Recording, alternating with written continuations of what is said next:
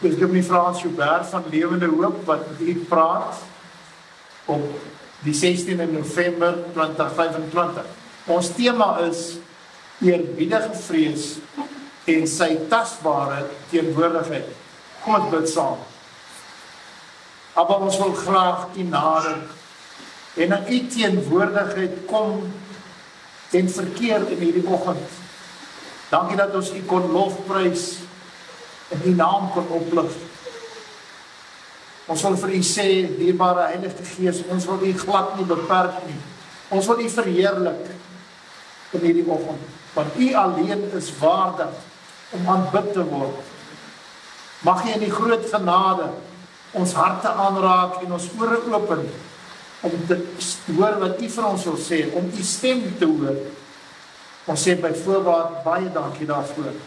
In die naam van Messia Yeshua, amen. Dit is vorige boodskap wat ons gesels oor vrees teenoor eerbiedige vrees. En vandag, soos die tema is, praat ons oor eerbiedige vrees en Jahwe se tasbare teenwoordigheid.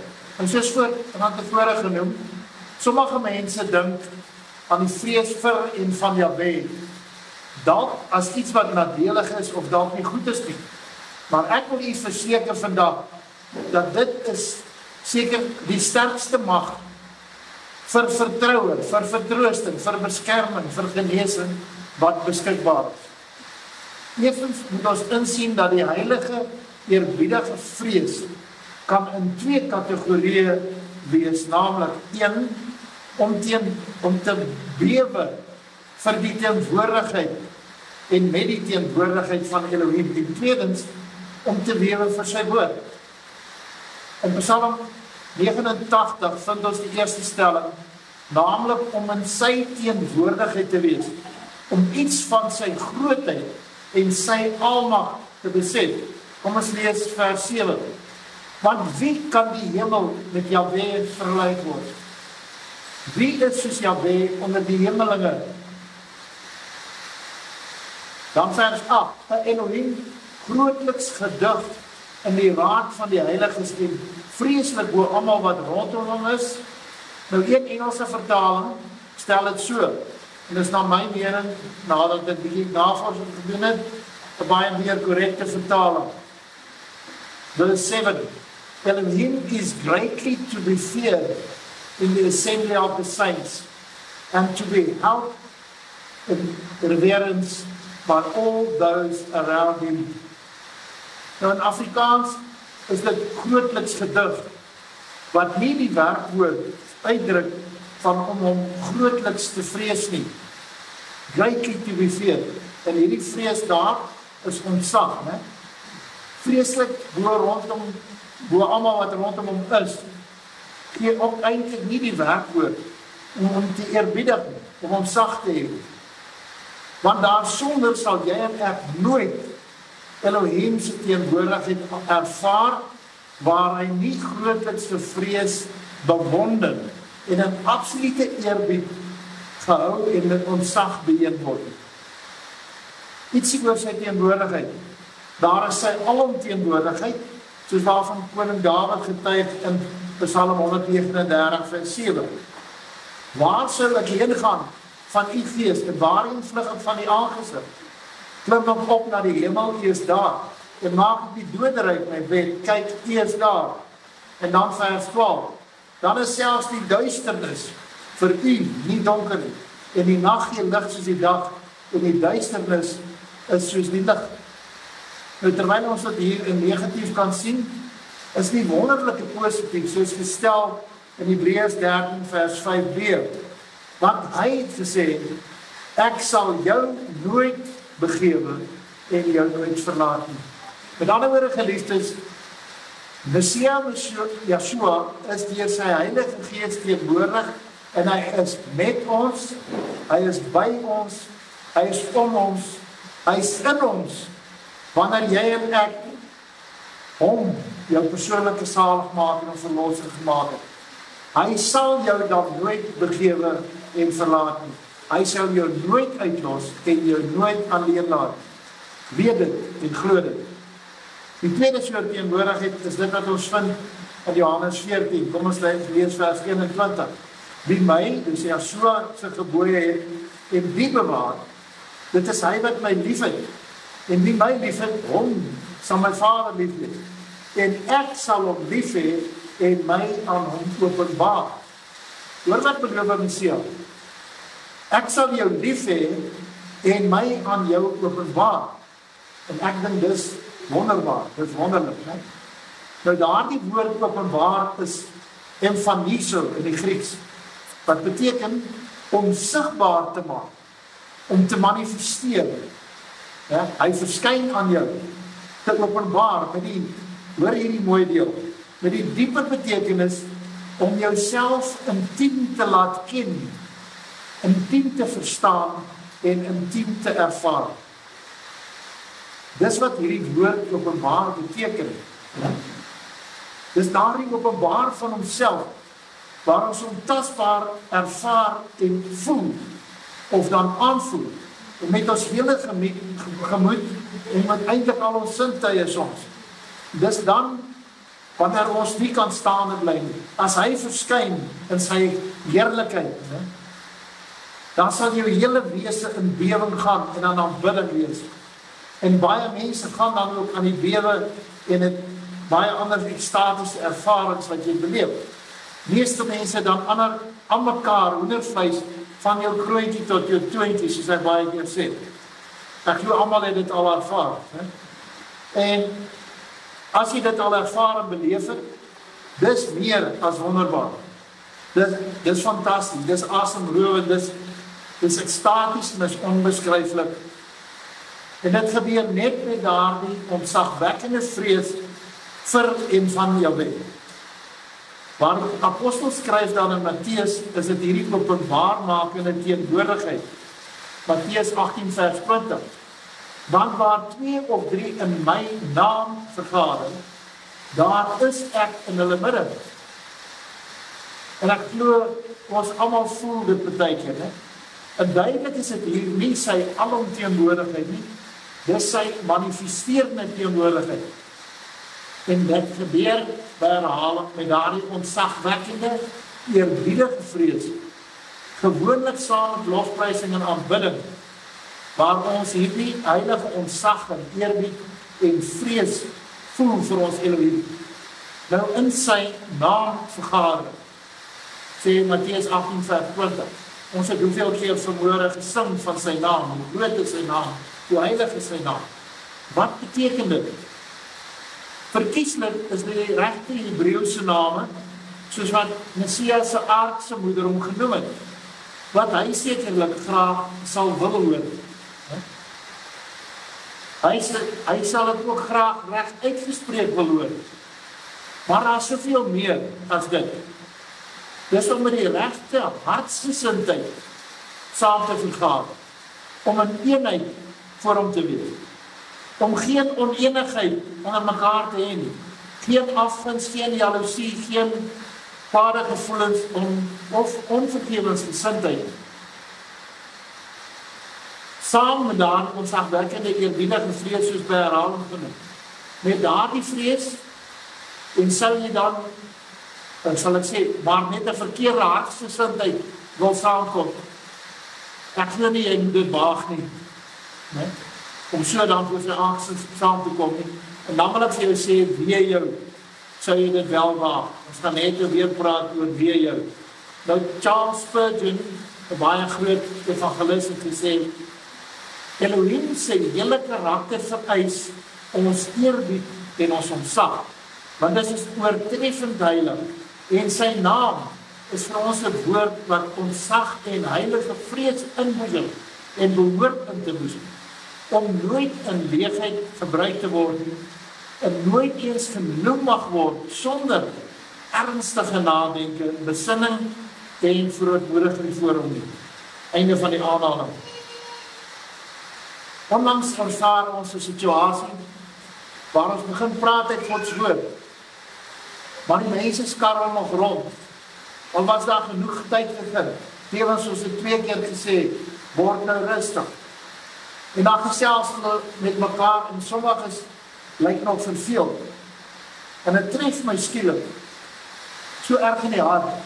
Waar is die eerbiedige vrees en ontzag vir ons Skepper Verlosser? Waar is die eerbiedige vrees vir sy woord?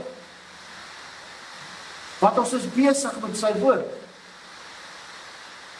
Dis is om saam met iemand aan 'n spesiale eetentafel te sit en die persoon oor kan die tafel sit die hele tyd met iemand langs aan gesels. Of hulle is besig op hulle selfone soos wat ons so baie beleef. Ja? En die vraag kom by my op, hoe sou ons meester voel? Hoe sou ons meester voel? By ander geleentheid, ruk gelede, doen ons 2 aanbiedings na mekaar by 'n ander dorp. En met kort pausetjie tussenin, so 10 minute pause, verdwyn almal hier om die hoek. Ek gaan kyk waar is hulle. En toe laat hulle bottels rook die lug ingaan.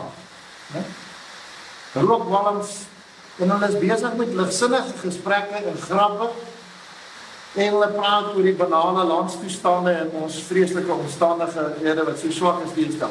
En weet jy wat tref my? Niemand is in gesprek oor die woord wat pas uitgegaan het. En na die tweede aanbieding sal daar so waar mense kom stry oor wat aangebied is, en hulle sê hulle verskil van wie ek het net die woord aangehaal. En hulle verskil met die woord. En dit word in my oopgemaak dat daardie eerbiedige gesag en ontzag ontbreek.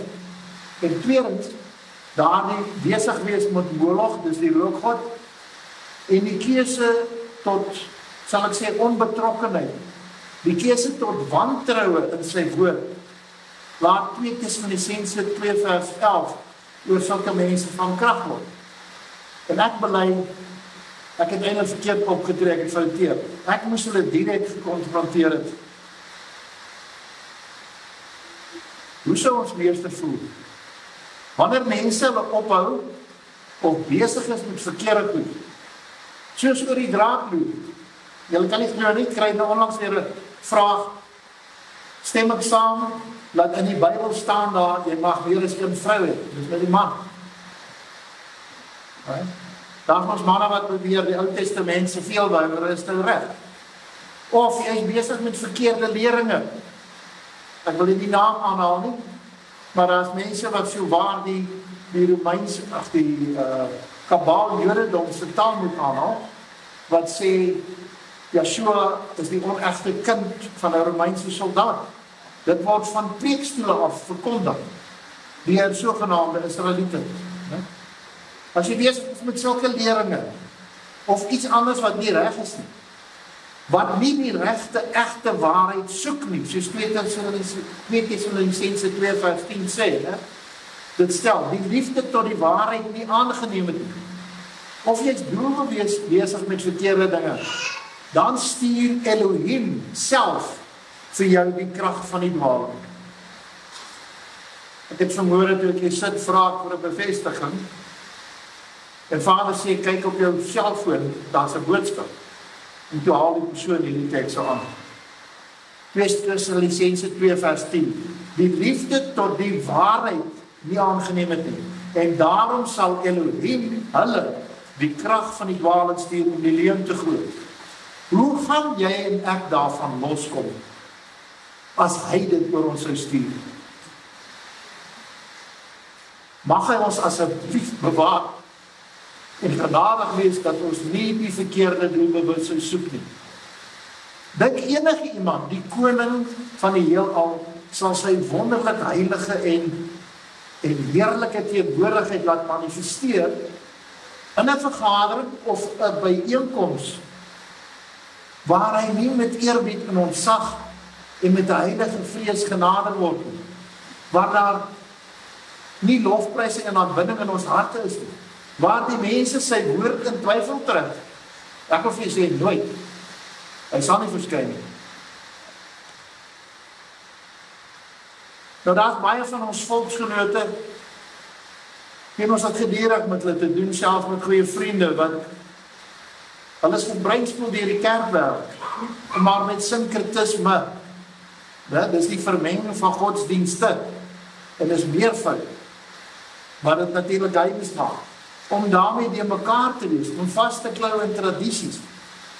Dis nou weer Kersfeestyd, né? Kersfees goedjies oral, die bome en die klokkies en die liggies. Né? Dis die Natspad kinderdoop, Paasfees. En so waar nou onlangs weer met Halloween. Ek kan nie glo nie. Op die groot televisiekar sien Halloween, baie. Né? En dan die meer algemene ding, met die name wat verander en wegvertaal is, soos Here en God en Jesus. En so kan 'n mens aangaan. En weet jy wat, hierdie mense se verweer, dit 3 weke terug weer gehoor. Hy weet mos wie ek bedoel. Dis die antwoord wat ek kry. Ons het so groot geword, en ek is nou heel gewoon daaraan. Dit is so in die Bybel vertaal. Kan hierdie geleerde is dan seker groot foute maak. Terwyl die vraag moet wees, wat wil hy graag genoem word? En wat is regtig waarheid? Nou, u ken dit. En ek wil herhaal, wat wil hy graag genoem word? Nie wat ek hom wil doen nie. En wat is regtig waarheid? Nou, iemand vertel as 'n prediker, baie groot ou daar in Amerika, dat hoe hy by 'n geleentheid met 'n baie groot byeenkoms die klomp mense gekonfronteer het, omdat hulle nie aandag gegee het nie. Hulle sit en gesels en was besig. En hulle was nie met eerbied en ontzag daar nie, terwyl hy begin het om die woord te breek. Ja, dit lees en ek dadelik gevoel, ek het nou ander dan fouteer. En weet jy wat het die man gedoen? Hy het hom nie eens verwelkom, hy het lang doodstil gebly, tot almal daar stil was. En toe het hy hulle hart aangespreek oor hulle gebrek aan eerbied vir Gods woord. Toe was dit natuurlik stil en hy het almal se aandag gehad. En raai wat, hy het ook gepraat oor die heilige vrees van Elohim. Nou na die tyd het hy altyd oproep gedoen en gevra die mense wat wil bely, dat er sonder daardie ontzag was. En toe staan meeste op. En dit was trane en gebede en mense het getuig van Elohim se wonderlike teenwoordigheid wat oor hulle gemanifesteer het. Ons praat net verder daaroor. Nou let op, die heilige vrees en ontzag het hulle nie weggetrek of verwyder van Elohim af nie, maar dit het juis hulle nader gebring aan hom, sodat hulle hom kon ervaar. Daardie ontzagwekkende eerbiedige vrees vir en van Jahweh en die manifestasie van sy heilige teenwoordigheid ontlok gewoonlik dan baie keer erge of eintlik wonderlike emosies by ons. Ons het net gepraat, dat mense die gewaarwording van hoendervleis was oor, ander ouens se knie knak. Dit laat mense byvoorbeeld dink aan Daniël 10 as ook Openbaring 1 en 6. Kom ons lees 'n bietjie uit Daniël 10 vers 9. En ek het die geluid van sy woorde gehoor, en toe ek die geluid van sy woorde hoor, het ek bewusteloos op my aangesig, met my aangesig op die aarde geval. En kyk, 'n hand het my aangeraak, en my op die knie en op die handpalms waggelend laat opstaan. Vers 11, en hy het vir my gesê, Daniël, geliefde man, gee ag op die woorde wat ek met jou spreek, en gaan staan op jou staanplek, want ek is nou na jou gestuur, en terwyl hy die woord met my spreek, het ek bewende gaan staan. Dis 'n engel wat aan Daniël verskyn, en Daniël val neer toe die engel hom besoek, want hy was absoluut oorweldig deur die heerlike teenwoordigheid, en hy bewe die hele tyd. Hoeveel te meer sal ons, wanneer Messia van aangesig tot aangesig voor ons verskyn, wanneer ons hom sal sien. Ek sê vir u, soos wat ons gesing het ook, elke knie sal buig, en ek glo almal van ons sal plat met ons aangesigte voor hom lê. Hoor wat skryf die apostel Johannes, Openbaring 1 vers 17. En toe ek hom, dis Yeshua sien, val ek soos 'n dooier aan sy voete. En hy het sy regterhand op my gelê en vir my gesê, moenie vrees nie, ek is die eerste en die laaste, ek is die Alfa en die Omega. Daai vrees is die verkeerde bangweesvrees. En dis omtrent identies soos wat hier geskryf is oor Daniël. wat eintlik 'n profetiese vooruitskouing is van wat Johannes ervaar. Openbaring 6 vers 16 sê, en vir die berge en die rotse gesê, val op ons en verberg ons vir die aangesig van hom wat op die troon sit, en vir die toren van die lam. Voordat daarby uitkom. Jahwe sê vir elkeen vandag hier teenwoordig, die wat ook hierna gaan luister van dit. Soos vir 'n dame. Hy sê vir jou vandag, staan op en staan op jou staanplek. Met ander woorde, vervul jou roeping, leef jou bediening uit en gee ag op die woorde wat Jahwe met jou spreek, wat ek met jou spreek. Dit wil sê, luister en doen dit in gehoorsaamheid. Hoor jy geliefdes? Gaan nie opstaan vir ons Skepper verlosser. Gaan u deel doen vir hom. En ek wil dit herhaal. Gaan nie opstaan vir u Skepper verlosser en gaan u deel doen vir hom. Soos ons aangehaal het in Psalm 89 vers 7 en 8, behoort ons nie in enige samekoms of vergadering van die heiliges Jahwe te vrees en om eerbied te wees of daar sonder te wees. Ja? Ons behoort om waarlik en werklik te eerbiedig as ook sy woord. Maar die woord waarheid soek in alles wat daarby kom. En ek glo dan alleen sal ons Elohim se gemanifesteerde teenwoordigheid ervaar, as ook dat hy deur sy Heilige Gees Jaruag sal optree. Ons het getuienisse gehad op die lentekamp van die Wetle wat verseer. Gesê, pa, ons het 100 plus genesings elke dag gesien. Voor ons oor, hy self genees. En dit waar daar die ontzag is, dan gebeur dit. En daarom is dit baie nodig om te oorpyns. Wat beteken dit om te lewe in sy teenwoordigheid? En hoe leef ons dit elkeen uit in ons private gebedslewe? Veral wanneer ons alleen is. Of in die publiek, of in die gemeente soos hierdie. Ons het net vertel van haar groot byeenkoms waar die prediker die skare eers berisp en konfronteer het oor hulle gebrek aan ontzag. En na die boodskap wat hy hulle gevra het om te bely daaroor, en hoe die almagtige se teenwoordigheid toe daar gemanifesteer het. Maar wat egter uitstaan, toe ek daaroor oplees, daar 'n paar honderd mense getuig van daardie bijeenkoms dat toe hulle so bid en bely, en party op hulle knieë staan, en party plat lê, toe daar skielik 'n groot dreuning ontstaan soos 'n magtige wind, terwyl daar niks wind gewaai het.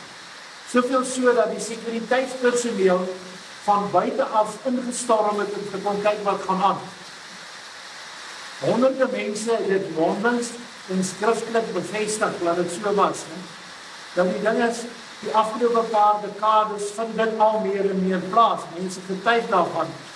En interessant, wat eintlik amper komies was, die musiekfabriek van daai plek het kom getuig en het op skrif gesê, hulle het nie gepeter met die klankpolis. Ja, eintlik is amper snaaks, né? Maar weet jy wat? Die meeste mense daar was nooit weer dieselfde nie.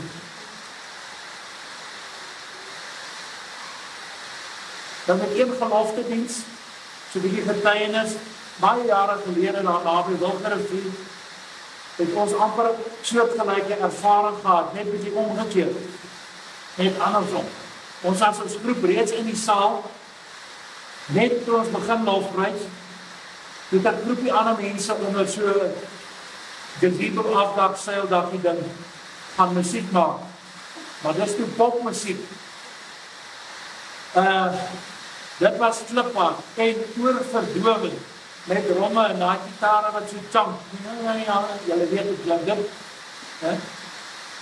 En daar gebeur iets spontaan. Ons het saam, feitlik almal, eendragtig, oombliklik, in eensgesindheid daarteen begin bid, sonder dat iemand gevra het.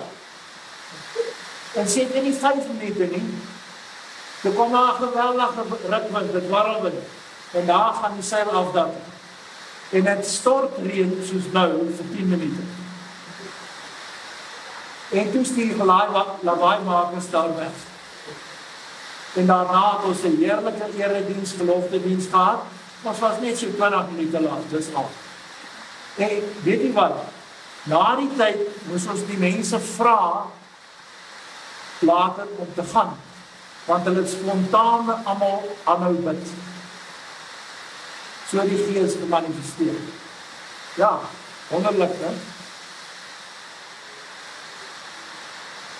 Een prediker vertel dat hy al baie sulke geleenthede ervaar het met die manifesterende teenwoordigheid van Jahweh Elohim by sulke samekomste. Maar dat hy baie gesukkel het om in sy privaat gebedslewe dieselfde teenwoordigheid te ervaar en aan te voel.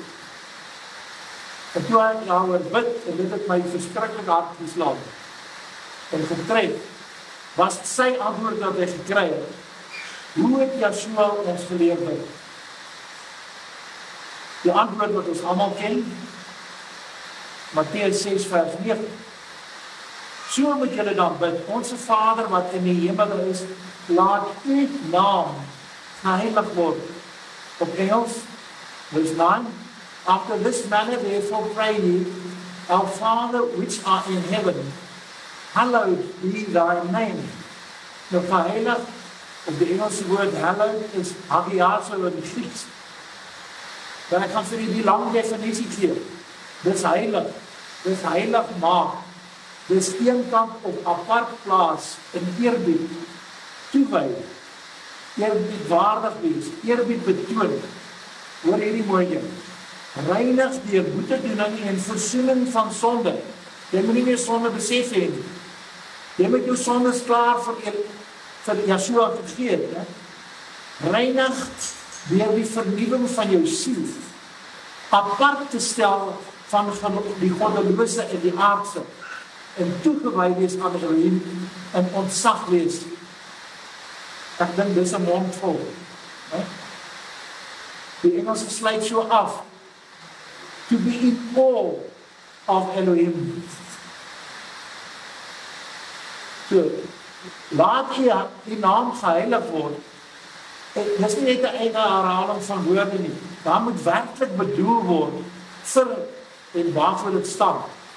Dat ons nader met die nodige respek en eerbied en absolute ontzag met daai ontzagwekkende vrees.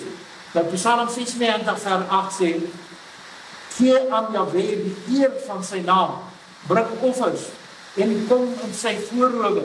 Daai voorhoede kan ek ook vertaal met teenwoordigheid. Die Engelse sê, give unto Yahweh the glory due unto his name. Bring an offering and come into his courts. En ek wil vir sê, die meeste mense hier buiten eer hom nie met die verkeerd van vertaalde name van Here en God en Jesus nie. Jy eer hom nie as jy dit gebruik nie. Nou kan Dawid gee iets weer hiervan, om in sy voorhoede, om in sy teenwoordigheid in te kom, Psalm 5 vers 8. Maar ek deur die grootheid van u goedertierenheid mag ek in u huis ingaan. My buig na u heilige tempel in u vrees. En die vrees hier is hierom, dis heilige eerbied en ontzag. Nou op Engels, morally reverence, dreadful fear. Hoekom dreadful fear ook? Hier gee eintlik twee goed. Want ons lees in die Nuwe Testament, as ons lees daar in Hebreërs 12 vers 29, Jahweh en Yeshua Messia is ook 'n verterende vuur. In Handelinge 2 en Handelinge 4 lees ons van hoe is die plek geskit. Ons ken almal die verhaal. Die boeie het van Paulus hulle afgeval. Hy het magtige dade gedoen en hy kan nou ook die aarde laat skud en lewe en laat oopskeur. Moenie 'n fout maak nie. Hy het daai mag. Die harde werklikheid is, wanneer ons heilige vrees en ontzag en eerbied koester en betoon aan ons Skepper Verlosser, dan manifesteer sy heerlike en wonderbare teenwoordigheid. Weet jy, dit verander alles. Dit verander die atmosfeer, selfs fisies. Dit skep die omstandighede waar die Heilige Gees Jaloog se dinamoskrag ons lewens en ook ander mense se lewens verander. En waar daar wonderwerke begin plaasvind, genesings begin plaas, die gawes van die Gees begin manifesteer. As mens lees in Markus se evangelie, dan getuig die meester wat met en deur hulle gewerk het, met tekens en wonders. Kom ons lees dit vir u, Markus 16 vers 20. Maar hulle het uitgegaan en oral gepreek. Let wel, hulle het nie by hulle huis bly sit nie. Nou, hulle het uitgegaan. En die meester, oftewel Jahweh, het saamgewerk en die woord bevestig deur die tekens wat daarop gevolg het. Nou, ek wil vir u sê, hierdie samewerking met en deur sy Heilige Gees Jaloog het begin toe Messia Yeshua opgevaar het na die hemel. Maar ek lees nêrens in die Nuwe Testament of selfs in die Ou Testament dat dit sal ophou voor sy wederkoms nie. Ek lees nêrens dat dit sou ophou nie. Die voorwaarde is dat ons moet uitgaan en die oes insamel.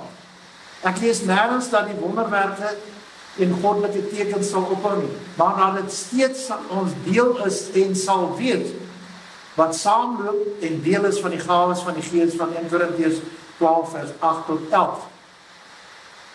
Ek wil dit herhaal en ek wil dit baie hard by u beklemtoon. Wonderwerke en goddelike tekens is en sal steeds ons deel wees, wat saamloop en deel is van die gawes van die Gees van 1 Korintiërs 12 vers 8 tot 11. Dit is nie verby nie. Dit is nie net in die tyd van Messia op die aarde nie. Dis nou ons deel. En dit sal al meer en meer en meer voor ons oë en deur ons plaasvind. Weet dit verseker. Nou ons kan onsself afvra, wat was of is my verwagting en my geloof dat sy teenwoordigheid en sy krag sal manifesteer? En hoe sal my gebedslewe verander as ek kom nader met meer ontzag en met meer eerbied? En hoe kan ek en jy daar die skuif maak tot meer eerbied en meer ontzag? Nou saam met Paulus sal ons graag wil kom verklaar. 1 Korintiërs 2 vers 3. Ek was ook by julle in swakheid en in vrees, dis voorbosvrees, eerbiedwaardige en heilige vrede, en in veel bewering. En my rede en my prediking was nie in oorredende woorde van menslike wysheid nie, maar in die betoning van gees en krag. Vers 5, sodat julle geloof nie in wysheid van mense sou bestaan nie, maar in die krag van Elohim. Daarom wanneer ons tot Jahweh Elohim ons skepper verlosser nader. Ek dink aan 'n aanhaling wat ek gelees het van 'n baie gelowige vrou, Teresa van Avila. Sy het dit so genoem op 'n keer, en ek gaan aanhaal. Voordat ons bid, probeer te bedink in wie se teenwoordigheid ons besig is om in te breek. En tot wie is ons van plan om nou net te gesels. Altyd met dit in gedagte, wie spreek ons aan? Om dit te bedink, herinner aan die groot profeet Jesaja, wat waarlik 'n godsman was en 'n goddelike gesig gesien het. Jesaja 6 vers 1. In die sterfjaar van koning Usia althans, het ek Jahweh sien sit op 'n hoë en verhewe troon, terwyl sy some die tempel gevul het. Weet ek dink aan die some en ek bepeins dit, en dankie Marijke vir die bevestiging, die some prentjie op die uitnodiging.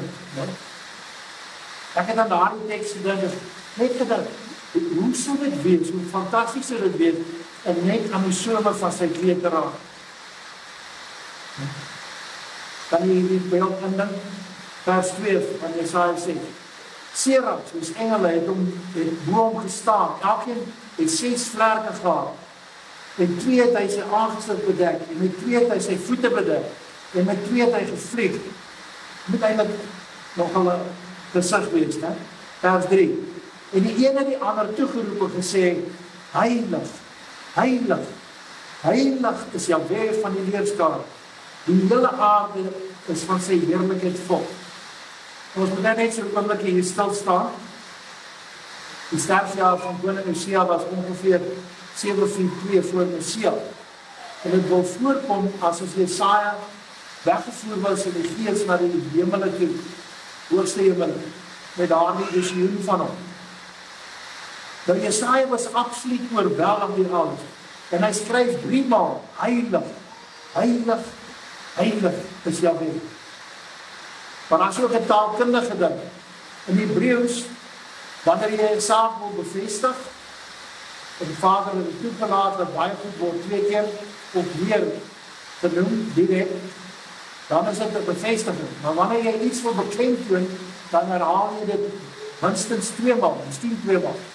Maar hier word heilig 3 maal herhaal. Dit dui op ander goed. En ek wil vir sê, dis nie asof die engele net die een woord geken het. Dis om dit uitermate te beklemtoon.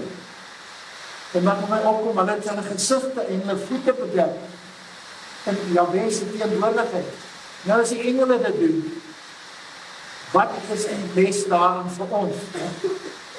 En hulle het almal mekaar tot Jahwe toe geroep. En daar staan so dat die drempelposte van daardie gebou of arena waar dit was, gebewe het, soos met 'n aardbewing. Vers 4. En die drempelposte het gebewe van die geluid van die roepers. En die huis het vol rook geword. Maar weet jy wat tref my? Kort tevore in Hoofstuk 5 het Jesaja as 'n regverdige uitgeroep, en hy lees vir die 5 vers 20. Wie hulle wat goed sleg noem en goed sleg. Wat sleg goed noem en goed sleg. Wat die duisternis lig maak en die lig duisternis. Wat bitter soet maak en soet bitter. Wie hulle wat in hulle eie oë wys is en hulle eie oordeel verstandig is. Met al die veroordelende woorde wat daarop volg. Maar weet jy wat? Toe Jesaja die teenwoordigheid van Elohim ervaar, verander dit heeltemal. Van ander sondaars uit te wys tot sy eie sonde toestand besef. Vers 5 van 6. Toe het ek gesê, wee my, ek is verlore. En ek is 'n man onrein van lippe en woon onder 'n volk wat onrein van lippe is. Want my oë het die koning Jahwe van die leerskare gesien. Terloops, die koning Jahwe van die leerskare is Messia Yeshua. Hy wat aanstonds weer kom. Jesaja roep nie meer wee julle sondaars nie, maar wee my. Een kykie, een stukkie blootstelling aan die heerlikheid van Vader. En sy heilige vrees en eerbied en ontzag, en soos hier vir Jesaja, seker 1000voudig vermeerder. Dan besef 'n mens jou eie nietigheid, jou eie sondigheid. Esegiel skryf in Esegiel 1 vers 28, dat toe hy iets van Jahwe se heerlikheid sien, toe val hy met sy aangesig op die grond. Net soos Abraham lang tevore in Genesis 17 vers 3. En soos Johannes beskryf het in Openbaring 1 vers 17, wat ons reeds gewys en gelees het. Destyds het Moses gesê toe hulle by die berg van Jahwe se teenwoordigheid gekom het. En ek haal aan uit die Nuwe Testament, Hebreërs 12 vers 21. En Moses so vreeslik was en het gesê, ek is verskrik en ek sidder op Engels. And so terrible was the sight that Moses said, I exceedingly fear and quake. Daai quake is eintlik die regte woord in Hebreëus, né? En ek wil vir julle sê, dis om 'n ruk tot bewerasie te hê, aan die ruk en skit te gaan, né? Want die Bybel is daar 'n lang lys van sulke ervaring. Die punt is dat al daardie godsmanne was in ontzagwekkende vrees en eerbied vir die Almagtige. Baie was selfs bang wees vreesagtig, né? Nou soveel van ons mense, omdat Messia as 'n mens op aarde kom wandel het, en omdat hy ons sy vriende noem, verloor eintlik hierdie ontzag Of sien U nie in dat ons steeds daardie eerbiedige ontzag vir hom behoort te hê? Ons het al na baie predikers geluister en ek het die afgelope week weer gehoor op so 'n videoetjie. Die ou sê, Jesus is your friend. Yeah? He is your buddy. You don't have to fear them. Weet jy dat ek gaan aan die beelde. You don't have to fear hom, is sekerlik bang wees vrees. Jy hoef nie bang te wees vir hom nie. Maar hy is nooit ons buddy nie. Jy hoef nie bang wees vrees te hê nie. Maar respek, bewondering, ontzag en eerbied, want hy is ons Abba Vader, hy is ons Papa. En jy kan op Papa se skoot gaan sit as jy sy kind is. Respek, bewondering, ontzag en eerbied. As ek in swakheid iets mag getuig, miskien bely, dis hoeveel ek soveel navorsing gedoen het oor iets soos die syferwaardes, die gematria, die getalle leer, die goue verdeling, die sterre en die diereriem, sy heilige naam en baie ander as belovende onderwerpe, soos die tabernakel, die groot piramide, die Stonehenge, wat vanaf daarby uitkom. Alles wat onteenseglik bewys dat hy as Messia Yeshua dieselfde Elohim is Yahweh Elohim, almagtig. As ook die Heilige Gees Yahuwah, dis een wese met 'n onmeetlike verstand en wysheid en vermoë ver bo kan ons menslike verstand en begripsvermoë. En dat sy skepping en sy woord absoluut goddelik bo menslik is en bo natuurlik is. Want dit gaan alles oor hom en hoe ongelooflik groot en wonderbaar ons Skepper verlosser is. Sodat ons ontzag en eerbied vir hom ook dienere en konstig kan verhoog. Soos wat die kootsmanne wat genoem is, se agting en respek vir hom was. Die fantastiese saak wat ons moet insien, dat ons eerbied en respek en ontzag en daardie heilige vrees groei proporsioneel tot ons begrip van Elohim se grootheid en sy heiligheid en sy almag. Hoe meer ons van hom weet en van sy skepping en hoe meer ons weet van sy woord en hoe meer ons verstaan, hoe meer openbarings en kennis ons het aangaande dit alles. Hoe groter is ons bewondering.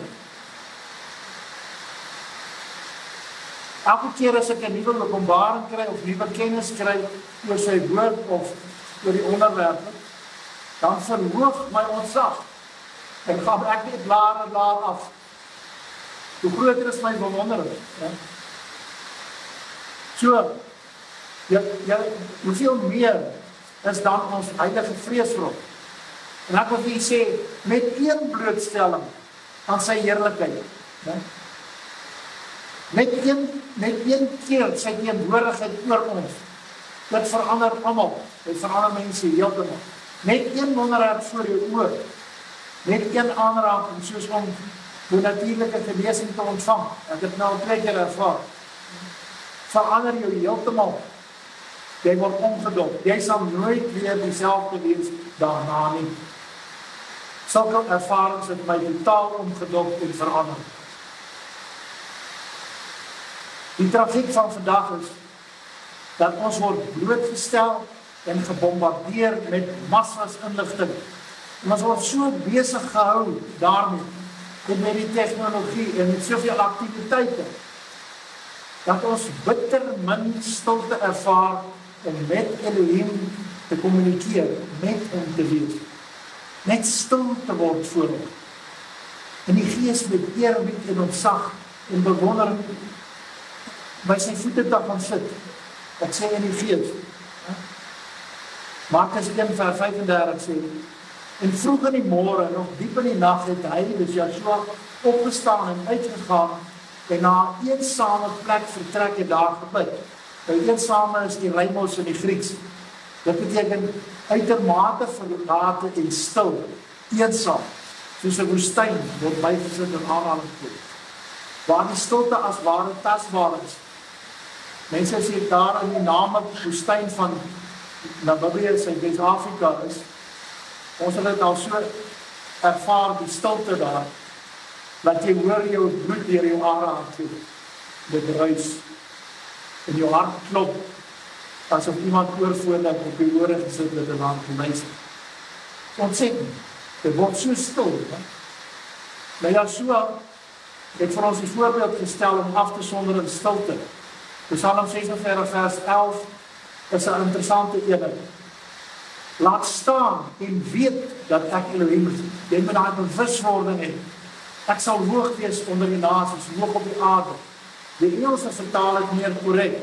Be still and know that I am Elohim. I will be exalted among the heathen. I will be exalted in the earth. Met daai woordjie laat staan of be still is rofol in Hebreeu. En ek gaan ook vir die langer weergawe van die definisie gee. Dis om tot stilstand te kom. So laat staan is nie heeltemal verkeerd nie. Dis om baie stil te raak. Stil en swak te wees. Nou hierdie teks is vir ons vandag bedoel. Om waarlik te besef dat Messia Joshua is Elohim. En as ons iets van sy heerlikheid en majesteit verstaan, dan daarom ook stil te raak en te wees voor hom. Met daardie heilige, ontzagwekkende vrees, eerbied en ontzag. Om elke dag tyd te maak. En alles te laat staan, soos hierdie psalmis geskryf het, en het vertaal. Om jou af te sonder en stil wees voor ons Skepper verlosser. En ek wil vir julle sê, stilte se waarde is nie meetbaar. Stilte se waarde is nie meetbaar. In stilte word ons geloof verfris en ons siele herstel. In stilte leer ons om sy stem beter te kan hoor. En sy wil vir ons lewens te onderskei. Soos Janie vir ons vroeër gesê het, wat is sy wil vir jou? In stilte leer ons om meer en meer op hom te vertrou. In stilte kan op hom beter aanbid en loof en prys. En meestal in stilte manifesteer sy teenwoordigheid. Wie het al gebid?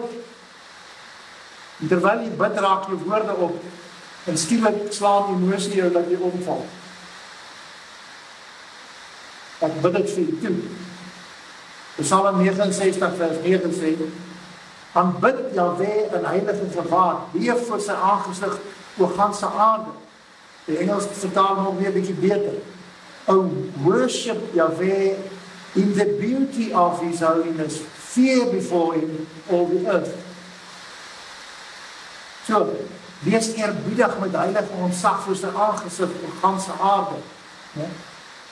Aanbid en lofprys aan Yahweh in die skoonheid van sy heiligheid. Dis 'n beter vertaling. Ek wil afsluit. Dit het my skielik laat wonder, wat sal gebeur? Want ek was baie onder die indruk van Daniel. As jy en ek soos 'n Daniel van ouds 3 maal per dag net 'n kwartier afstaan en alles los, alle buite-invloede afsny, alle aktiwiteite stop en waarlik stil word voor Jahwe. En net sy grootheid en grootsheid bedink en oorpyns. Jy hoef niks te bid nie. Dink net aan sy grootheid, hoe fantasties, hoe wonderbaar is hy. Sou dit goeie tydsbesteding wees? Verseker. Ek glo dat soos wat ons heilige vrees en eerbied in ons sak groei, sal ons ook meer van sy wysheid ontvang en bekom. En soos dat jy en ek dan meer effektief wees in ons lewens, en dit kan uitleef tot uitbouing van sy koninkryk. En sal elkeen van ons, sal ons meer en meer so sy gelykenis word om my. Ons bid saam. Ons hemelse Abba Vader, ek bely dat ek u manifesterende teenwoordigheid baie keer verhinder het. En ek glo dat ek namens almal hier praat. En ek vra dat u ons asseblief sal vergewe. Ons gebed is dat u elkeen van ons 'n vars visie sal gee van Messia Joshua, wie u is En hoe wonderbaar is, dat U waarlik in elkeen van ons harte sal kom woon, sodat ons getransformeer sal word na U gelykenis, van heerlikheid tot heerlikheid, en ons ervaring van U teenwoordigheid. Mag ons ontzag en eerbied en heilige vrees groei, soos wat U glorie en almag in ons gemoedere styg. Dat ons iets van U wysheid sal bekom. Ons eer U en ons loof U. Amen.